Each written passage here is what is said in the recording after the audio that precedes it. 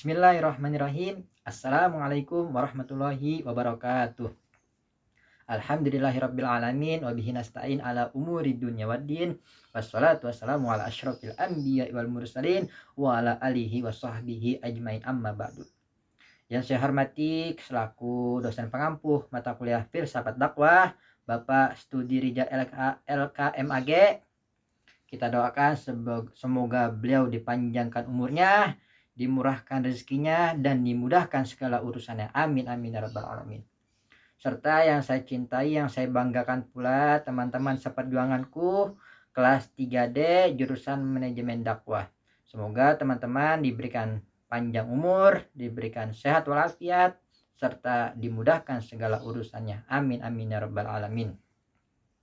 Baik, kami dari kelompok 6 mata kuliah Filsafat Dakwah yang beranggotakan pertama saya sendiri Muhammad Nur Alim, yang kedua saudara Muhammad Rizky Naufal, yang ketiga saudara Prayoga Adia Putra, yang keempat saudara Naufal Alwan, yang kelima saudari Haizatul Fagiyah. Baik, kami di sini kelompok 6 akan mempresentasikan makalah yang berjudul Aliran Pemikiran Gerakan Dakwah. Baik, alangkah baiknya kita memulai presentasi kali ini dengan terlebih dahulu membacakan basmalah. Bismillahirrahmanirrahim. Baik, saya Naufal Alwan akan mempresentasikan materi tentang pengertian pemikiran dakwah. Pemikiran berasal dari kata pikir, yang berarti proses atau perbuatan memikir. Definisi pemikiran dapat disimpulkan sebagai proses penyandanggunaan kerja akal dan otak untuk memecahkan persoalan demi melahirkan sesuatu yang baru. Pemikiran merupakan suatu buah di mana sumbernya terdapat dalam akal, dalam kalbu, dalam jiwa, dalam roh, dalam batin. Yang terpenting dari pemikiran adalah hasil guna dan buahnya. Oke, baik, aliran-aliran pemikiran dan gerakan dakwah. Yang pertama, dakwah paradigma tablik. Tablik artinya menyampaikan, yakni menyampaikan ajaran Allah dan Rasulullah SAW kepada orang lain yang penyajiannya menurut apa adanya atau bisa disebut objektif. Mengemukakan fakta-fakta tanpa adanya unsur paksaan untuk diterima atau diikuti. Orang-orang menyampaikan disebut mubalik. Tablik ini disebut bisa di segi pendekatan apabila mengacu pada definisi dan contohnya yang telah dilakukan oleh Rasulullah SAW. Dapat dibedakan menjadi dua, yaitu tablik yang melalui tulisan atau bisa disebut tablik bil al-kitabah, dan tablik melalui khutbah atau ceramah atau bisa disebut dengan tablik al-khitabah. Pendekatan dengan dakwah yang dilakukan menurut paradigma ini adalah mengajak melalui nasihat-nasihat atau bisa disebut al-mu'ij dan membujuk mereka untuk menghijrah dari lingkungan yang melalaikan kepada lingkungan masjid, mengembalikan mereka dari lembah maksiat pada ketaatan Allah dan menjalani kehidupan sesuai dengan syariat Allah dan Rasulnya.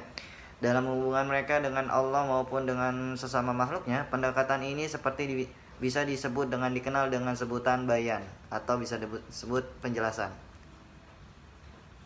Para mubalik dalam paradigma tablik harus mengenal pokok-pokok dakwah yang 6 atau bisa disebut dengan usul al-da'wah al-sittah yang disarikan dari 6 karakter mulia para sahabat. 6 sifat tersebut diantaranya kembali kepada komitmen tauhid, salat dengan khusyuk dan kudu, ilmu beserta zikir. Gerakan dakwah. Istilah gerakan dakwah dikenal pertama kali sejak zaman Nabi Muhammad SAW diangkat menjadi Rasul pada tahun 1442 silam.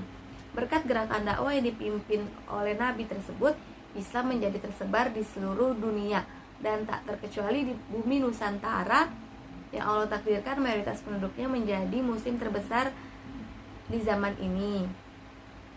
Bersama dengan perjalanan waktu, gerakan dakwah mengalami pasang surut. Masa yang paling sulit dalam gerakan dakwah ialah ketika mereka kehilangan pemerintahan terakhir mereka, yakni Khilafah Islamiyah Utsmaniyah yang tumbang di tangan Mustafa Kemal Atatürk yang berpusat di Turki pada tahun 1924 atau 84 tahun yang lalu. Kesimpulan, pemikiran berasal dari kata pikir yang berarti proses, cara, atau perbuatan memikir.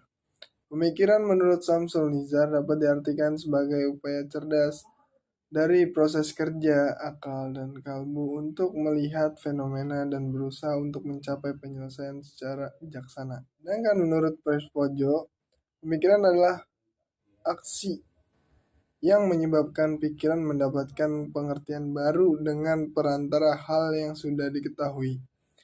Sebenarnya, yang beraksi di sini bukanlah hanya pikiran atau akal budi, melainkan sesungguhnya keseluruhan dari manusia. Gerakan dakwah dikenal pertama kali sejak Nabi Muhammad SAW diangkat menjadi Rasul sekitar 1442 tahun Islam. Berkat gerakan dakwah yang dipimpin Nabi Muhammad SAW, Islam tersebar di seluruh penjuru dunia dan tak terkecuali di bumi Nusantara yang Allah takdirkan mayoritas penduduknya menjadi muslim terbesar di zaman ini. Dan tujuan utama di dakwah adalah mewujudkan kebahagiaan dan kesejahteraan hidup di dunia dan akhirat yang diridhoi oleh Allah Subhanahu wa taala. Ini dengan menyampaikan nilai-nilai yang dapat mendatangkan kebahagiaan dan kesejahteraan yang diridhoi Allah Subhanahu wa taala sesuai dengan segi atau bidang masing-masing. Sesi tanya jawab dari Yana Saputra dengan NIM 104 izin bertanya. Di poin makalah ada 5 gerakan dakwah. Pertanyaannya adalah coba jelaskan 5 gerakan dakwah tersebut secara detail. Noval Alwan dengan NIM 112 izin menjawab. 1. Muhammadiyah adalah sebuah organisasi Islam yang besar di Indonesia. Nama organisasi ini diambil dari nama Nabi Muhammad SAW, sehingga Muhammadiyah juga dapat dikenal sebagai orang-orang yang menjadi pengikut Nabi Muhammad SAW. 2.